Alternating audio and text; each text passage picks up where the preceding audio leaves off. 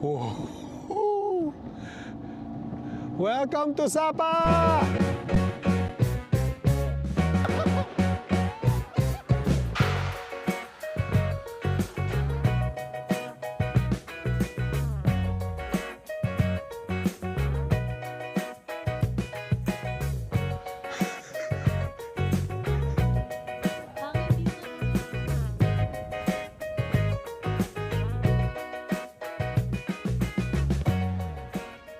Good morning from Sapa.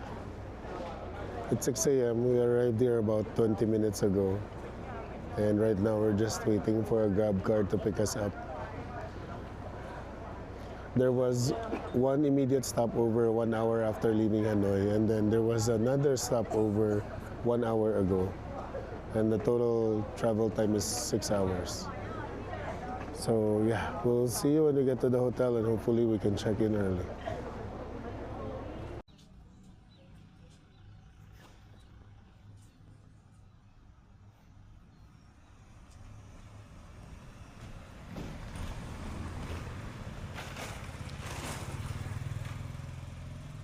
We are at our hotel, which is Sapa Vista Hotel. Unfortunately, we cannot all check in early to our rooms. We booked 3 rooms here. The good news is that we can check into 1 room.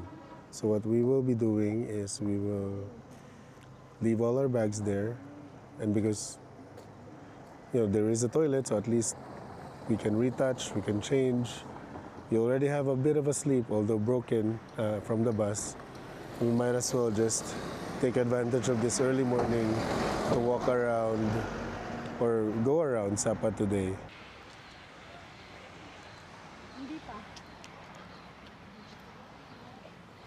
It's around 11 in the morning and it's still very foggy. Although the forecast today will be sunny by 2 p.m.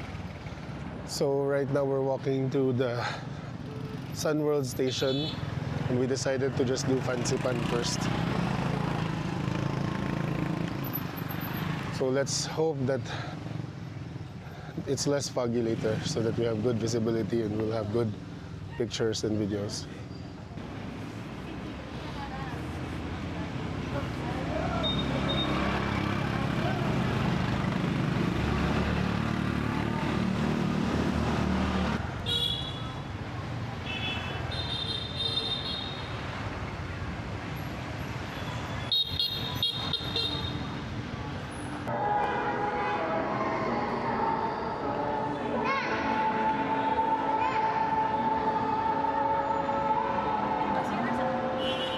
So shopping center, station, ticket counter, and restroom. This is the ticket counter, guys. So this is the ticket counter, but we don't need to go to the ticket counter anymore because we already pre-booked our tickets in KLOOK. So I will put a link for the KLOOK tickets in the description box. When you book in KLOOK, they will send you a QR code. The QR code is unique per passenger. So this time around, because there's 6 of us, we got 6 different QR codes, which we will later scan at the entry.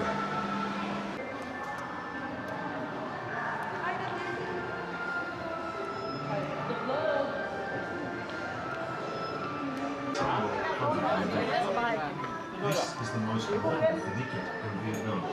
2 capable carriers, 2,000.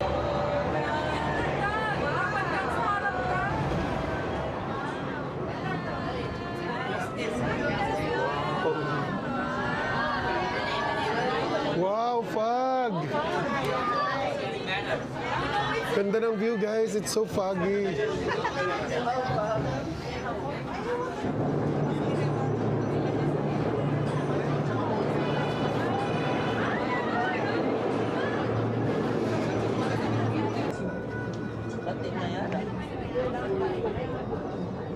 Has only moved on Sapa Station to KLOOK Station, located within the Sun World Explanation Tourist.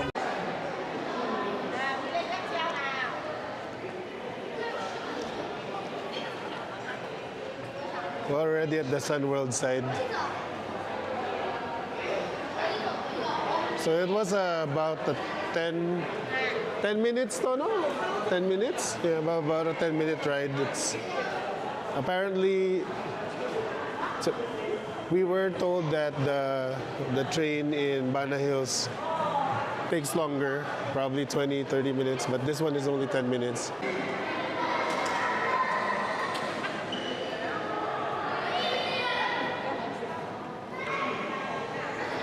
This is the view, guys. Oh, the flowers are.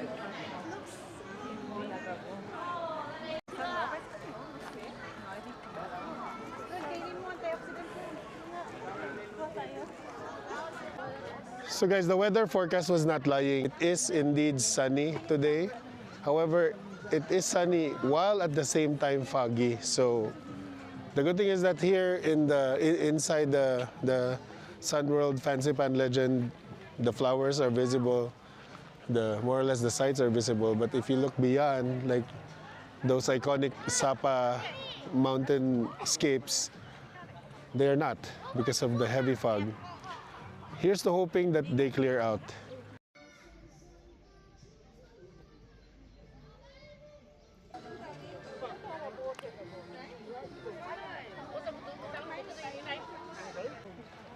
Ay, sa Malaysia. Ako sa Bana Hills pag first time, second time na to. Palamang na.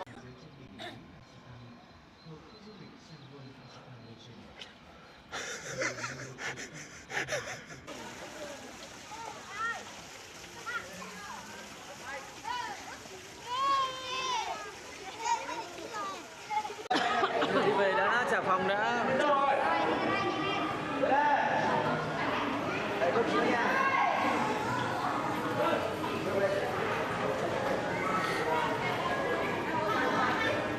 So this is what we need to get in to the train, to the cable car, and everything else. It's 6 people. You just swipe. Sorry, those are just screenshots. Yeah.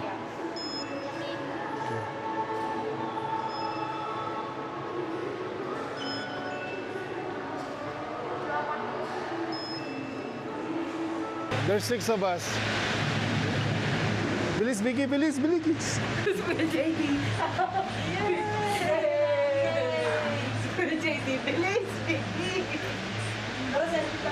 So we finally boarded the cable car and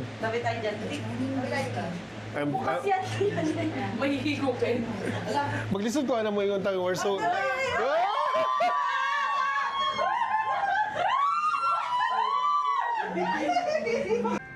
So we finally got in, and thankfully we own the cable carts, just the 6 of us. But the problem is it's zero visibility, so there's not much of a view. Guys, wala pa ko nakita na content creator na nag-warning sa launch, ani. Ang launch niya medyo kuyaw, ha? Ayun, there's mountain. Ayun! There's Bawal tumayo. Ay, sino nagsabi? Sino nagsabi? Si Kuya Jimmy Nakalagay yan sa ano. Pwede. Bilis pa naman. Pero kung nasa loob ka para din mo. Wala, yun na naman! Sobrang taas natin. Biglang mababaya.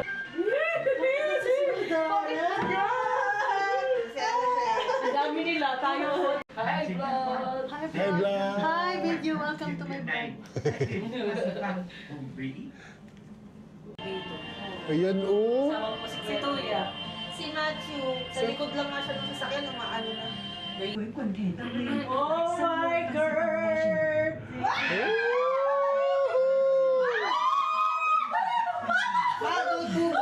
Ito pala tayo mag-selfie video. Guys, ang ganda, guys. You will discover Mahira, guys. Kayo sa akin. cultural Ay, thank you. that are must Ang ganda sites dyan. on your journey. Ayun, eh. Kaya ko ako picture.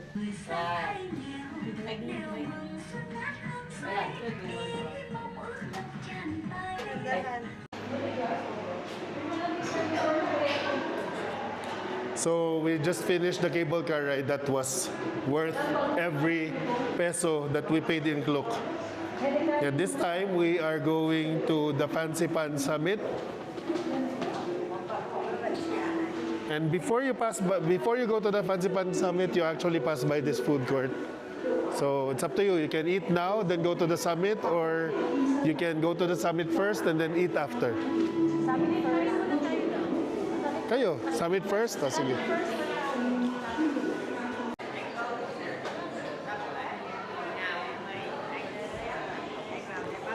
So we're on the second floor. We took the elevator here. This is the direction to the summit. This is still a food court, but more of Vietnamese. Then there's gift shops there.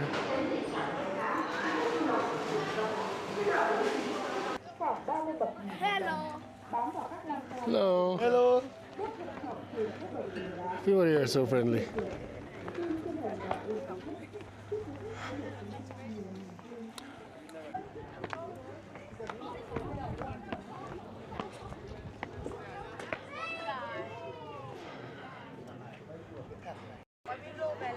That's the summit. There's a rail that takes you there. You know one thing that's amazing? There's good signal here. There's internet here. So when you go to KLOOK, there would be many options for you. So I want you to make sure that you know what you're picking because they're not the same. So the cheapest option you can get in KLOOK gets you to the first level, and that's just the train from Sapa Center to Sunworld. And that's just the first level. When you go up, you can go reach as far as that village that man-made village that they made. In that man-made village, you will also see the cable car. If it's going to be the train and the cable car, that's a different price. I'm gonna put all the details here. And then, if you really want to reach the summit at this point, if you've done the cable car, you can actually take the stairs. You can take the stairs, or if you book the all-in package, there's a rail that will take you up there in the summit, which is easier. Okay? And what we also booked is the round trip. So meaning we will ride the rail going up, and then on the way back, we will ride the rail going down as well. So I would highly recommend this, especially if you have older people in your group. Not that we're older, but also, we want it to be a bit convenient for us. So yeah, we'll line up to the rail so that we can go up the summit now. See you there. Inside the... Chestnut cake, Is it bean or... chestnut cake. Oh.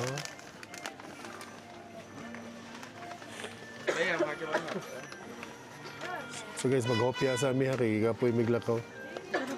There's also option here for croissants and other things. There's also drinks. Oh. Sige, tag-isa daw tayong hopya. Get one and pass.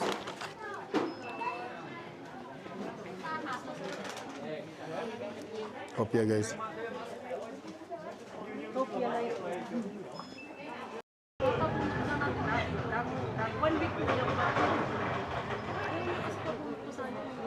Pilipino sa ganda ng mga dito sa mga kapitbahay natin. It's expectations versus reality. It's incredibly crowded. There's so many people here, but it's definitely worth the climb. This is the highest point of Indochina. Welcome to Fansipan Peak in Sapa, Vietnam.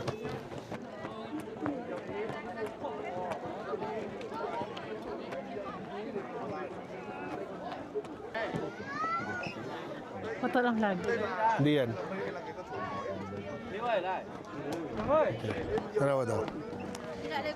So we are now at the peak of Fansipan, and there's a lot of people here. Right behind me is the Vietnamese flag, and then there's also these signs. There's a lot of it if you go around. There's one there, there's another one there, there's another one here. So there's a lot of opportunity for you to take photos with it. And there's a lot of people. It's going to be very difficult to get that money shot with no crowd. There will be a crowd in the pictures. Object erase. Wow. Palabantag object erase ani.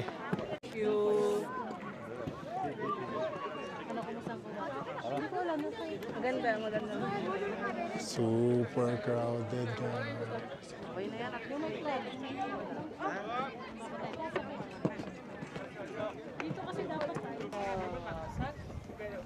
Okay na? Ay, kampo sa Thailand. Wait lang. Wait lang. Wait lang, may tao pa. Wait ako sa likod mo, babe. Saka sa kayo. Sige. Go, go, go. 1, 2, 1, 2, 3, please, babe. 1, 2, 3, opa. 1, 2, 3, heart. Okay, last jump shot. Jump shot. 1, 2, 3. Yun. Okay. Ang ganda pag matanda na kayo, may ganito kayo. Madami kayong POV.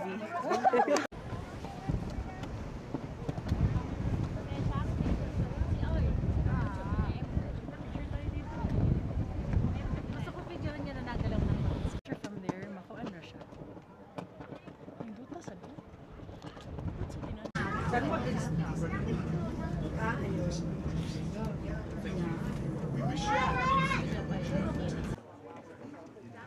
That was good timing, guys. We are looking at the flagpole right now from here, from one level down, and it seems that they have already put the flag down. So good timing na naabtan pa naman ang flag kanina.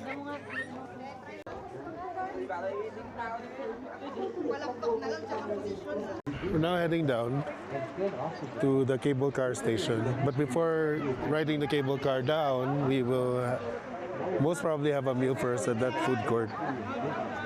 This activity is a bit on the pricier side compared to other activities you can do in Vietnam.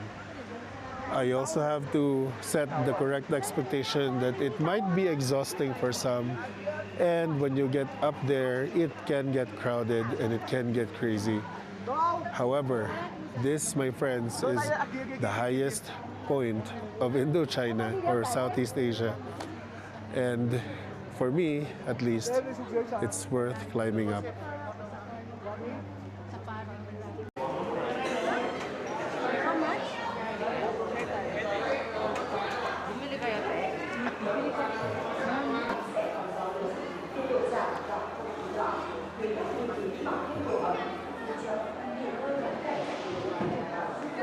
So we're at the food court. We're hungry. The only thing we've had so far is that breakfast at around 7 a.m. and it's already 2:45. And we've done a lot of walking and hiking. So I bought lapchong and Mrs. Ulit bought kebab. And then we'll walk around some more in the food court and maybe eat other food. But for now, this. Sa flattened banh mi. Insert banh mi. Is the dough still banh mi? Kinda, yes. Order ciabatta. That's a very good snap.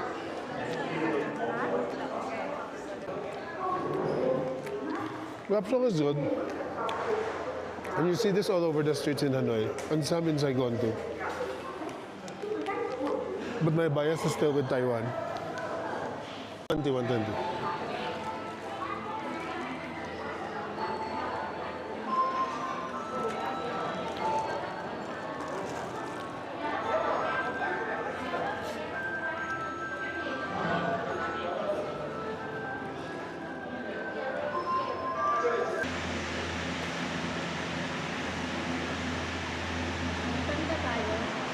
Oo, kahit saan na lang. Pwede mo tayo sa gitna.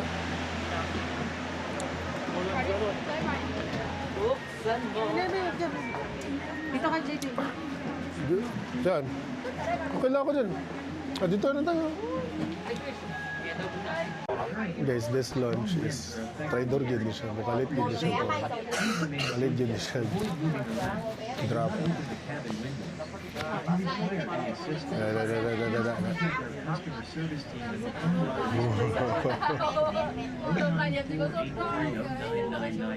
Diba?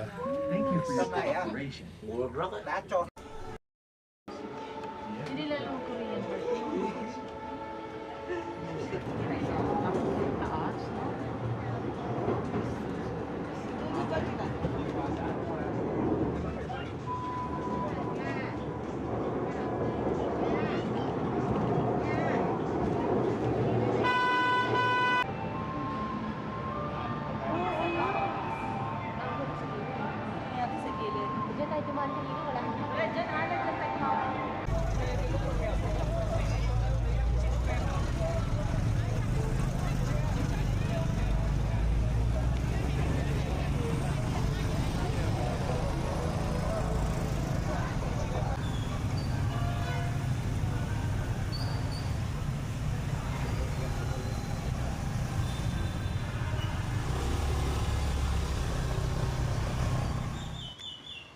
good morning, maayong buntag, magandang umaga, Xin Chào from Sapa, Vietnam. It's our second morning here in Sapa. Yesterday, we went to the Sun World, Fansipan.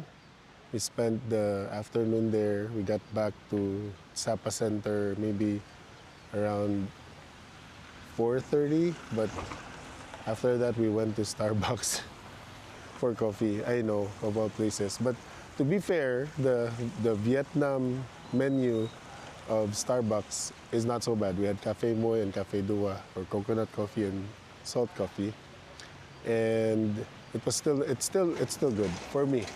No, sorry, don't bash me in the comment section for that. We sat down for a while in Starbucks, and then decided to just drop off some stuff at the hotel, refresh for a bit. When we got to the hotel, our very friendly and nice front desk offered us massage, which my wife and her cousins really wanted to do. So we had a massage, I think finished right before 8. And we were supposed to go out to the night market when it rained. And it was raining pretty hard last night. No Grab driver was picking us up. It was challenging to go out last night because of the rain. And then I've read this from some forums and threads in Sapa that the weather can be unpredictable here, as much as the fog is very unpredictable here. So we decided to just stay in last night, ordered food from the hotel, and had dinner at the hotel, and then called it a night. This morning, after our breakfast here at the hotel, we are planning to go to Moana Sapa and also ride the Alpine coaster. And after that, later this afternoon, we will be boarding the bus to Hanoi. I know, I'm sorry. This is actually a very short trip to Sapa because our traveling companions have a limited time too. But this morning, while preparing, my wife and I were talking, should we go back to Sapa? And I think it might be a yes. We might need to go back to Sapa, not for Fansipan, not for the photo ops or the other things, but you know, to get immersed more. We really wanted to visit the market here. We really wanted to visit the more local part of town. I don't think we even have time to visit Cat Cat Village anymore. So that might be something that, the good thing, you know, the good thing about missing some places or missing some items on our bucket list is that it gives us motivation to go back. Just like how I still have this very big bucket list in Bali, even if I was just there 2 weeks ago. So I guess it's not so bad that we missed some things because it will give us a reason to come back here someday. And here's to hoping that we will. Sunod-sunod yung mga sasakyan dyan, maingay naman. Pero kami nagutuloy dun. Traffic din pala namin.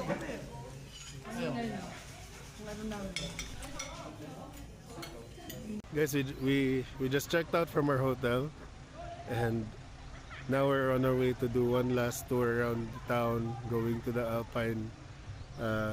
Alpine coaster, Moana, and other things. And the sun is up. The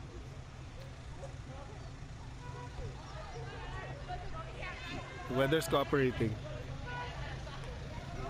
Para tayo lang makikita dito, babe.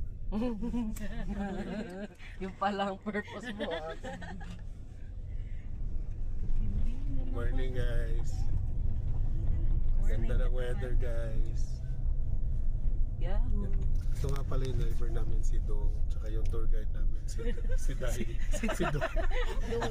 Si Dong at saka si Dai. Kuya ka, Kuya JD. Kaya pala dito mo ako minoto. Yan pala gusto mong sabihin sa vlog mo. Hindi, may content na siya. Diba? Oo, dito na tayo. Muna. Tour guide, sabi ko, wow! Pag gano'n kaya tour guide yung magdududa kayo, tour guide ba talaga? Ang ganda, oh. Pwede natin to. Ay, wag baka mag-voice, no? Pero pwede i-open to yung window, di ba? Yung mga bagong hotel. Parang hindi na. Ito bang alam? Mag-i-English na naman, wag na nga.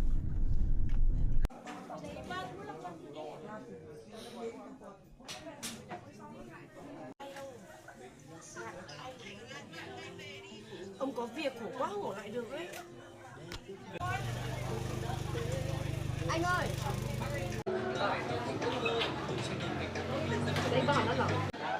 So we're here at the Ban Mong Alpine Coaster. We already booked our tickets. It's 250,000 dong for one round and 350,000 dong for two rounds.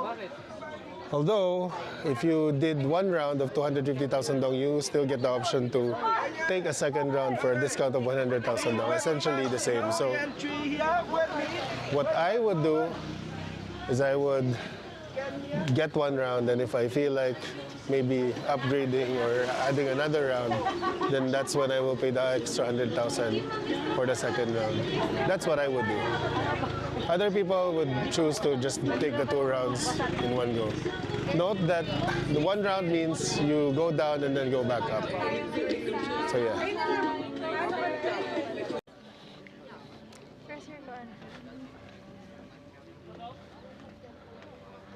Okay. We're now going down the Alpine coaster. One thing that I immediately noticed is there is currently development happening here. There are buildings here, which kind of discourages me because the videos I've seen of this place before, it was mostly green. It was mostly the mountain you would see outside of the Alpine coaster. The Alpine coaster was an oddity in the nature ba. But now, you now see construction. It's kind of an eyesore, but I know this is probably because they're trying to build a resort or something here. It is a tourist attraction after all, but for the time being that it's a construction, it's under construction, it's kind of an eyesore. Here? Sit down. Okay, we're ready? Your hand, push down. Go down. So push down? Yes, down. Okay. You let go.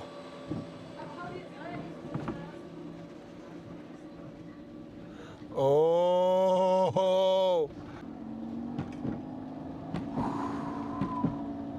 Oh yeah, that's it.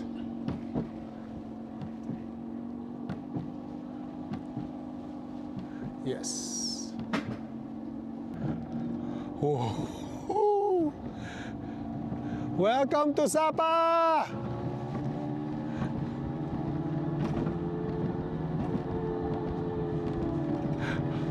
Oh.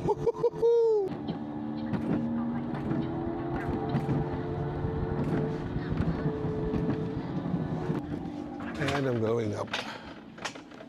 I think that's the end of my ride, guys, because I'm now heading up on a straight line. This is it. I'll show you. So this feels like this is the last part of it. I'm at the end zone, and here there's a ticket counter. When you get here, they're offering another round for 100,000. So, iba ikaw ang tour guide. Huwag ka nang wow dyan, Day. Huwag kang wow ng wow dyan, Day. Doon tayo kay Moana.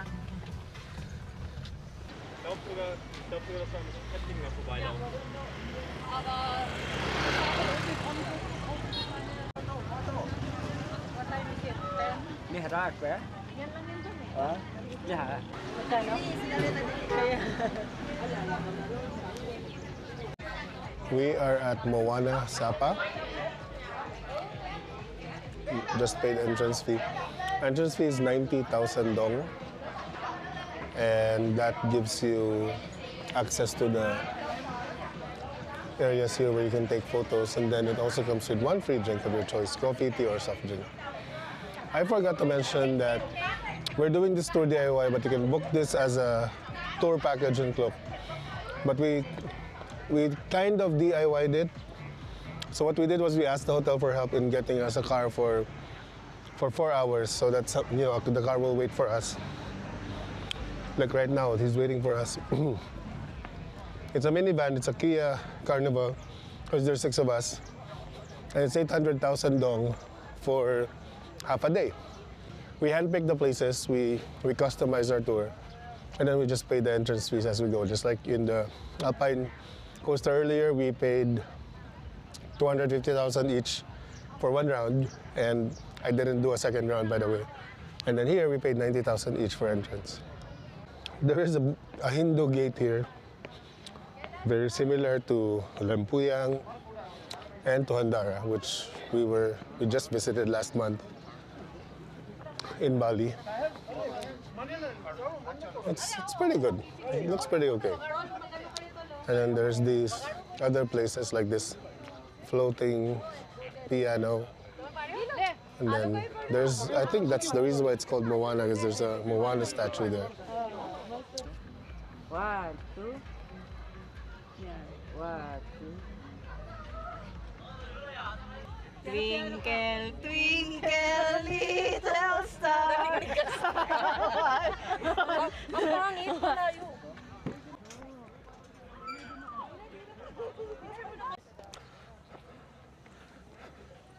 Medyo moody ang weather gyud diri sa Sapa because it was just sunny a few seconds ago and now the cloud has caught up.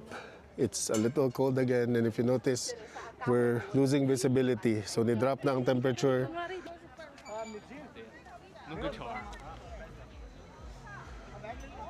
So this place, Moana Sapa, you'll see it all around KLOOK. It's all over TikTok and Reels. It is very similar to Happy Swing in Bali and all those other places in Bali, similar to Happy Swing. It's, you know, they took advantage of the breathtaking view of the mountains, in Bali's case, the terraces, and then they put in several opportunities for you to take photos, like that Hindu gate. There's the hand, you know, the hammocks, the swings, and everything, and you just take an hour or two taking photos. I would say the same thing about what I said about Happy Swing. If you like taking photos, if you like Instagram, or posting TikToks and Reels, this might be the place for you. You might have a good time here. You might enjoy your time here.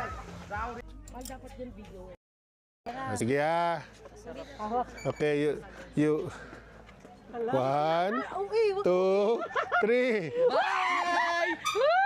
See the lights, the big lights, guys!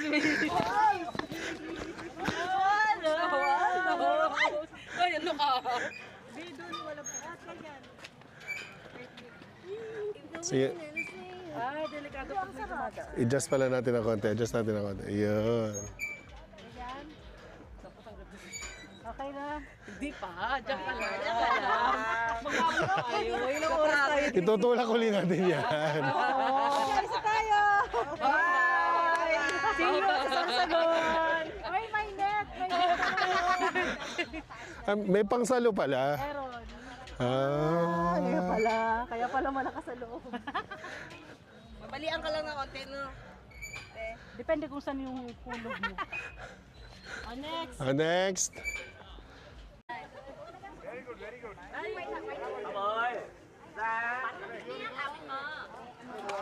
Kita ko. Ito si Ate Chris, di ba kita? Si Ate Karen din. 1, 2.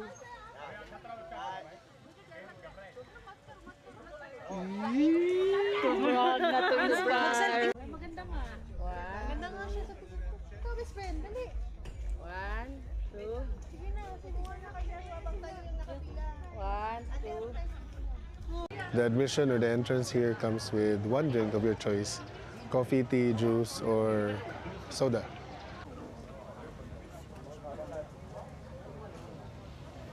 Passion fruit juice in a can. Nagpicture ako ng picture na Lami siya. Kana, unsan na siya? Ay, naku, natural peach tea. Lami? Lami. Pero, tam-ison siya, di ganahan ang mati ko. Kani dili kay tamis. Lami gid. Sama niya siya. Passion fruit. Passion fruit juice. Kilawan na ito. Gamay ni. Ano ni?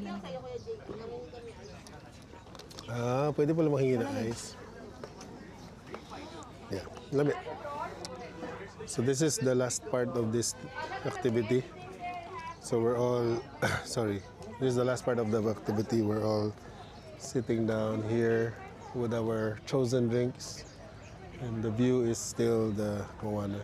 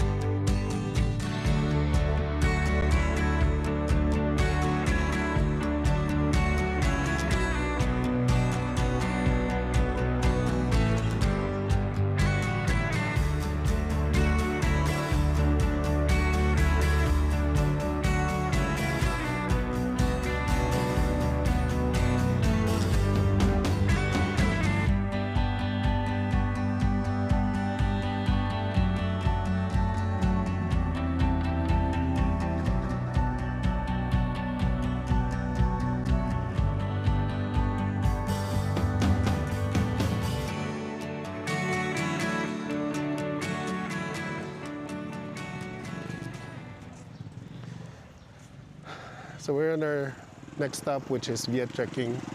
This is where you get that shot of the train passing by, the Fansipan train passing by. You order coffee, you sit in one of those balcony places there, or if you're cheap, you can just take that photo from here, where I'm standing at. So yeah, let's see if we can order coffee here.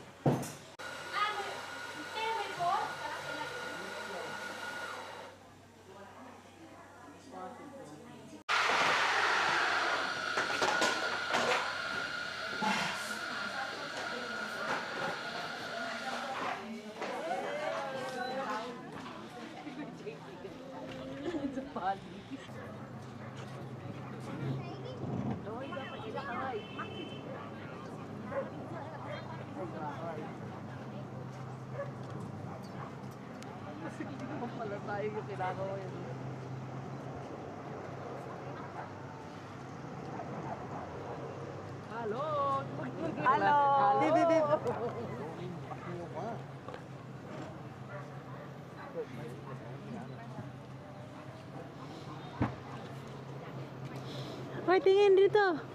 Tingin daw doon. Sandali. Sapa.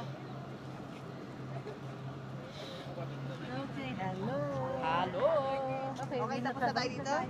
Let's go! To another place. Gusto natin? Okay. Nakuha na natin. That's it. We didn't even need to buy coffee.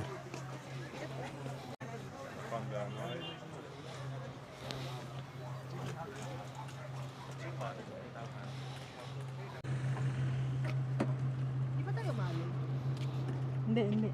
Yung mais. Dito tayo. Dili. Nice, guys.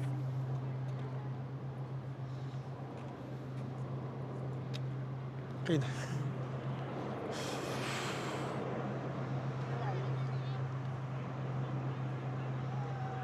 Hello.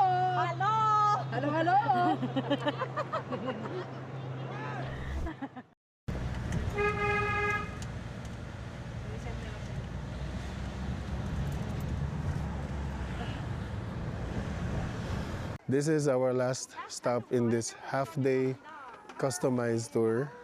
So we asked our driver to bring us here before taking us back to the hotel.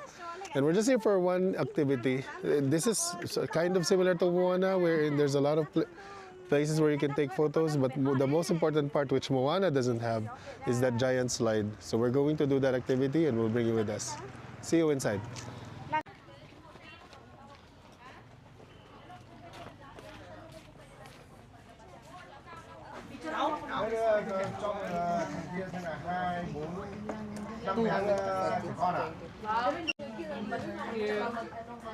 Người là 7 người.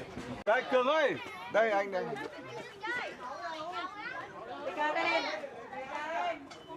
So we're finally in. It's 120,000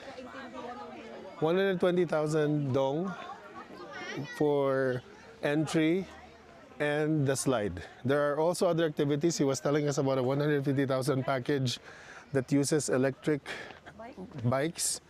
We skipped that. We're just here for the slide. But you can also take photos in these places. Like I said, similar to Moana. So there are also places where you can take photos. Yeah. Ready na. Guys, they just told us that it's unlimited. Meaning we can go back to the slide as much as we want.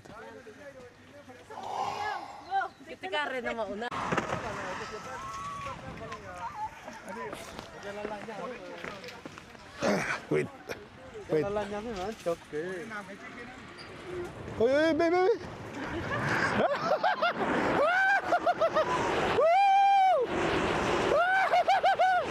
Yes!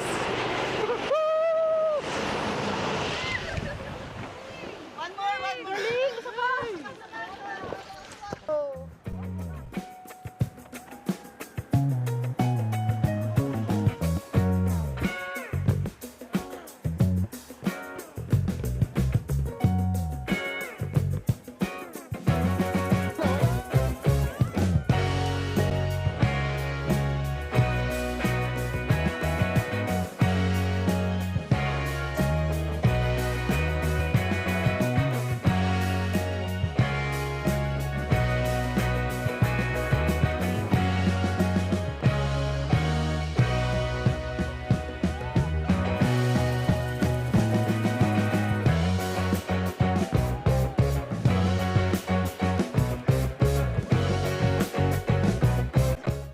We just finished riding the slides here and it was really fun.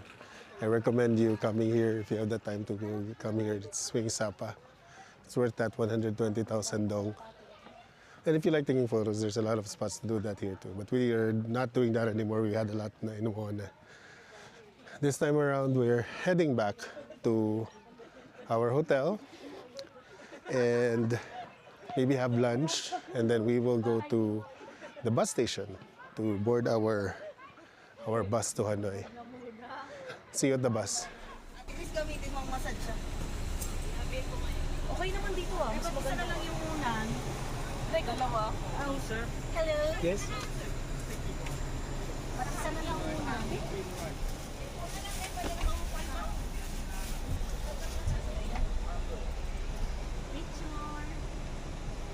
Picture daw. We are on the sleeper bus from Sapa to Hanoi. It's the same company that we booked this time, and the only difference is that this time around we are in the upper bunk because the lower bunk is fully booked. Also, this bus goes directly to the Hanoi airport instead of the city, because our cousins are taking their return flight today. As for us, my wife and I will be spending a few more days in Hanoi, so we'll continue there. For now, we'll take this 5 to 6 hour trip and bring you with us. The upper bunk is almost the same, so you get a full bed. I'm gonna try it later if I will fit versus the lower bunk, and then see at the screen, get the complimentary water, and chargers and everything, all the ports, air conditioning, and then the window. We're still in the terminal, we haven't left yet.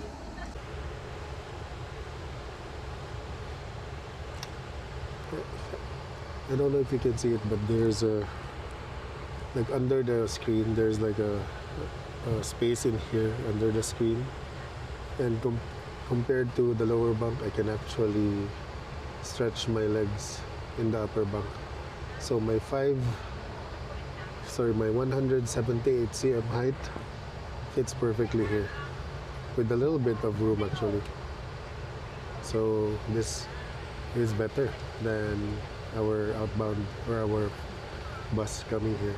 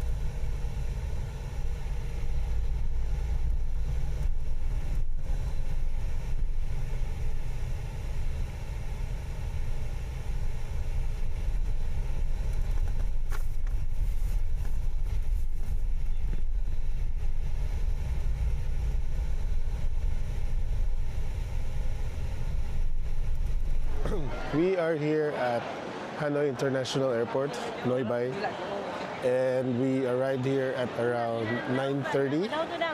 So that's almost an exact 6-hour bus ride. No mishaps, no delays.